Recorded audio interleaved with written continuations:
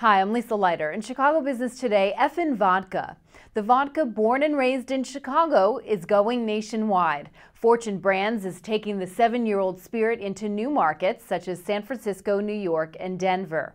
The Deerfield-based company recently started an advertising campaign touting the vodka's sleek bottle design and its name, which means smooth in Dutch. Crain's reporter David Sterrett talked with Fortune executives for a story in this week's Crain's. Fortune has a big hole in its spirits business because it lacks a marquee vodka. So if they could grow Effen, that would be huge, not just for vodka, but for their whole portfolio. Vodka is the most popular spirit in the U.S., and to have a strong vodka would help all their brands because when they go to sell Jim Beam and Saza Tequila, having a marquee vodka would really help them boost sales with bars and restaurants and stores. It won't be easy for Fortune to grab increasingly shrinking shelf space at the nation's bars now that restaurant owners are keeping fewer types of one spirit in stock. On top of that, vodka is a very crowded category and already dominated by the world's largest spirits companies. Among them, Diageo's Ketel One and Smirnoff and Pernod's Absolut. And then there's other popular names like Grey Goose, Sky, and Stolichnaya. Fortune is Effen's third owner in the past 3 years. The company, also known for Titleist golf balls and Moen faucets, has been expanding its spirits business, and the unit accounted for 80% of the company's profits last year.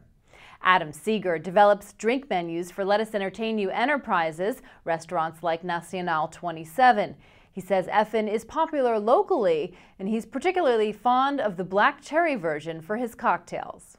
The biggest challenge going forward is figuring out how to spend enough money to get the brand out there without spending so much that they're not able to keep the price point competitiveness for it.